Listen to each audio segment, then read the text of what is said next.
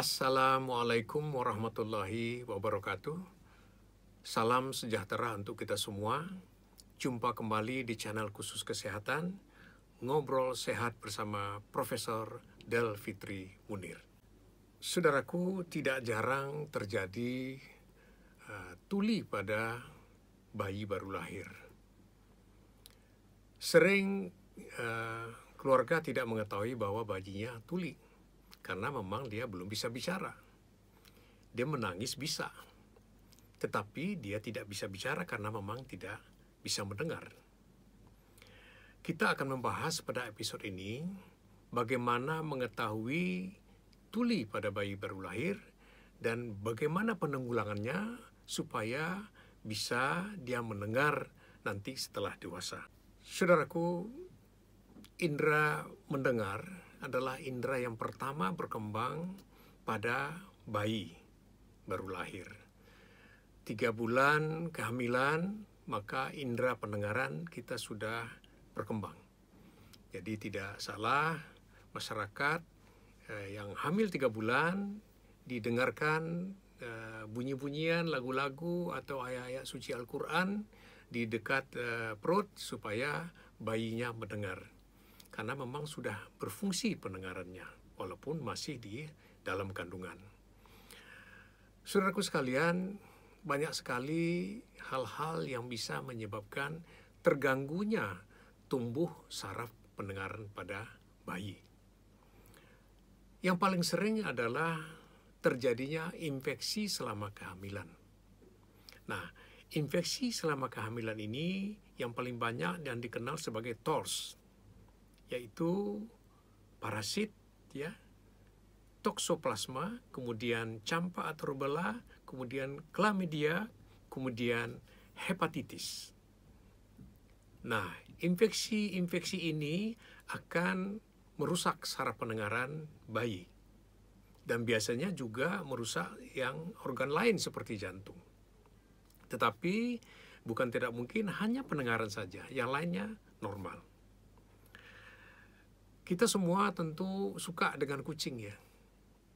Binatang peliharaan yang sangat menyenangkan karena manja sekali. Tetapi ketahuilah, kucing bisa membawa salah satu parasit yang bisa menginfeksi ibu hamil.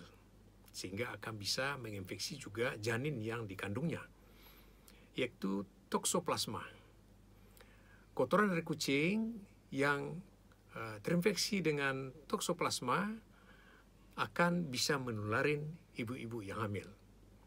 Oleh sebab itu, tidak perlu kita buang kucing, tetapi kita jaga, kita pastikan kucing kita itu tidak makan sembarangan, terutama bahan-bahan yang tidak dimasak. Apalagi kalau dia memakan binatang-binatang buruannya yang berisiko sekali mengandung parasit toksoplasma ini. Jadi kalau kucing peliharaan kita dan makanannya memang kita pastikan ya makanan yang kita kasih saja dan harus makanan yang dimasak. Apalagi sekarang sudah ada makanan kucing yang spesial dibikin oleh pabrik sehingga terjaga dari infeksi toksoplasma ini. Penting sekali kita harus mengetahui apa tanda-tanda dini dari anak yang dengan gangguan pendengaran. Karena makin terlambat penanggulangan, maka kemungkinan sembuhnya akan makin kecil sekali. Anak baru lahir akan menangis. Jadi anak yang terganggu pendengaran pun juga akan menangis, walaupun dia tidak mendengar.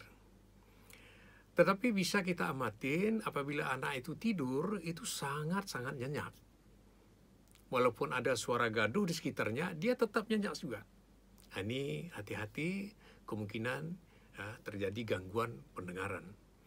Dan biasanya pada bidan-bidan yang membantu atau dokter biasanya sebelum pulang dari rumah sakit ini biasanya dilakukan tes pendengaran yang sederhana saja, ya, yaitu dengan membunyikan bunyi-bunyian yang di dekat telinganya gitu. Biasanya anak akan memberikan reaksi kepada bunyi-bunyian tersebut seperti mengedipkan mata. Nah, apabila tidak ada reaksi dan tidurnya nyenyak, kita harus curiga. Tentu kita harus melakukan tes-tes pendengaran yang ada di dunia kedokteran. Seperti kita lakukan pemeriksaan OAE misalnya itu di mana-mana. Di setiap rumah sakit pemerintah di kabupaten sudah ada biasanya dilakukan OAE. Ini memastikan bahwa memang terjadi gangguan saraf pendengaran. Kalau memang tes OAE-nya menunjukkan tidak ada respon pendengaran, maka tentu perlu ditindaklanjutin dengan pemeriksaan yang lebih spesifik dan sensitif lagi, yaitu BERA.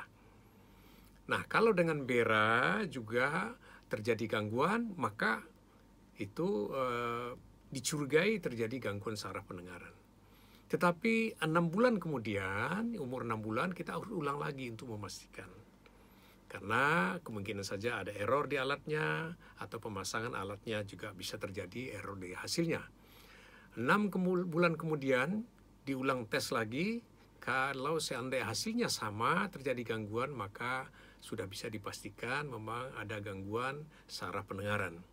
Nah, ini perlu tindak lanjut yang harus kita lakukan. Apabila tes BERA yang kedua juga menunjukkan gangguan, maka yang bisa dilakukan adalah pada umur 6 bulan ke atas atau 1 tahun, ya, itu pemasangan alat bantu dengar. Memang dia belum bisa bicara, tetapi dengan memakai alat bantu dengar ini, suara kita akan diamplifikasi lebih kuat, sehingga suara yang kuat ini akan bisa merangsang pertumbuhan saraf pendengarannya. Gangguan pendengaran pada anak baru lahir ini belum tentu 100% tidak berfungsi. Kemungkinan separuh, atau kemungkinan masih berfungsi 75%, dan seterusnya. Nah, dengan menggunakan alat bantu dengar ini, kita harapkan rangsangan-rangsangan saraf pendengaran akan bisa bertambah tumbuh sehingga gangguan pendengaran bisa dikurangi. Nah, apabila sudah umur 1 tahun juga tidak ada perbaikan, jadi pilihan terakhir adalah dengan melakukan operasi. Jadi saraf pendengarannya kita gantikan dengan saraf pendengaran elektronik yang kita sebut dengan cochlear implant. Ya, dengan melalui prosedur operasi ditanamkanlah alat itu di tulang telinganya. Ini bisa dipakai seumur hidup.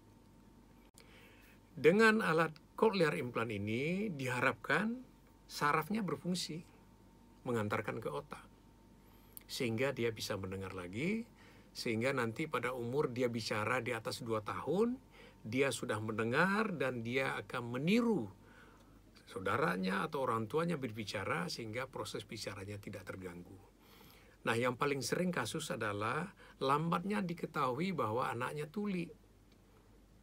Apabila sudah diketahui di atas umur 3 tahun, maka apapun yang dilakukan, apakah alat bantu dengar, apakah dengan cochlear implant, ini akan tidak terlalu bermanfaat. Karena dia sudah terbiasa tidak mendengar dan sudah terbiasa dengan bahasa isyarat. Jadi hasil dari operasi pun tidak menghasilkan yang seperti yang kita harapkan. Oleh sebab itu, penting sekali diketahui bahwa anak baru lahir sebelum dibawa pulang, pastikan pendengarannya berfungsi apa tidak. Kemudian, selama kehamilan, tolong dijaga, hindarkan infeksi-infeksi tadi. Paling tidak, silakan pelihara kucing, tapi pastikan makanan yang dimakan kucing itu adalah makanan yang kita sediakan dan yang kita masak. Semoga bermanfaat. Salam sehat selalu. Wassalamualaikum warahmatullahi wabarakatuh.